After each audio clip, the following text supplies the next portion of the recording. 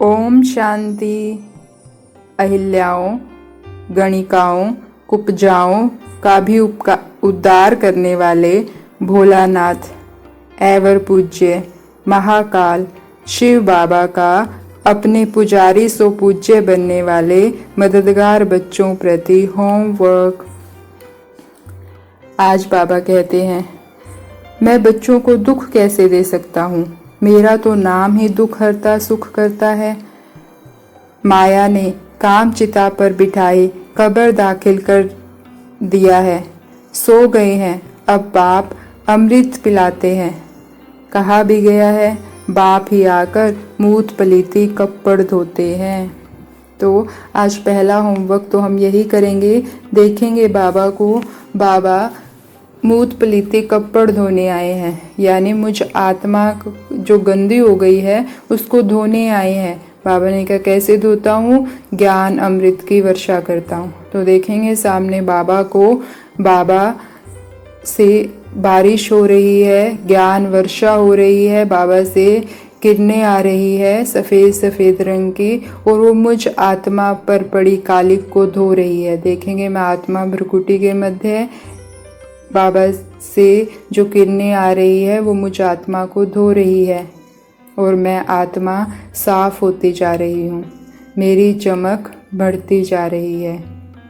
बाबा को देखते रहेंगे और बाबा से आती किरणों को अपने अंदर आता अनुभव करेंगे, और देखेंगे मुझ आत्मा का ओरा बढ़ता जा रहा है, और मैं आत्मा बिल्कुल साफ हो रही हूँ, पुजारी से पूज्य बन रही हूँ। आज बाबा ने बड़े ही प्यार से हम बच्चों से रिक्वेस्ट की है, प्रार्थना की है। बाबा कहते हैं, देखेंगे बाबा को, बाबा की प्यार भरी निगाहें मुझे देख रही है। बाबा कहते हैं, बच्चे अभी यह अंतिम जन्म तुम पावन बनो। यह विकार पॉइजन है जो तुमको आदि मध्य अंत दुखी बनाते हैं। क्या तुम यह एक जन्म, अंतिम जन्म, इन्हें छोड़ नहीं सकते?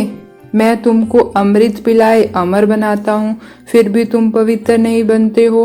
विकारों बगैर, सिगरेट बगैर, शराब बगैर रह नहीं सकते हो। मैं बेहद का बाप कहता हूँ, तुम एक जन्म पवित्र बनो तो मैं स्वर्ग का मालिक बनाऊंगा। तो खुद भगवान हमसे कह रहा है कि इस अंतिम जन्म में पवित्र बनो। अपनी गंदी आदतें हैं, विकार है, काम क्रोध लोभ मोह अहंकार है, उनको छोड़ो। कोई सिगरेट पीता है, शराब पीता है, जो भी हमारी अच्छी बुरी आदतें हैं उनको छोड़ो। बाबा जब इतने प्यार से कह रहा है, वो हमें इतनी पालना देता है, तो क्या हम उसकी ये बात नहीं मान सकते? तो आज हम सामने बाबा को देखेंगे, उसकी प्यार भरी निगाहें जैसे मुझे कह रही हो, बच्चे अब इन विकारों को छोड़ दो, इन गंदी आदतों को छोड़ दो। बाबा को देखते रहेंगे और बाबा से प्रतिज्ञा करेंगे, बाबा अब मैं कभी भी विकारों में नहीं जाऊंगी।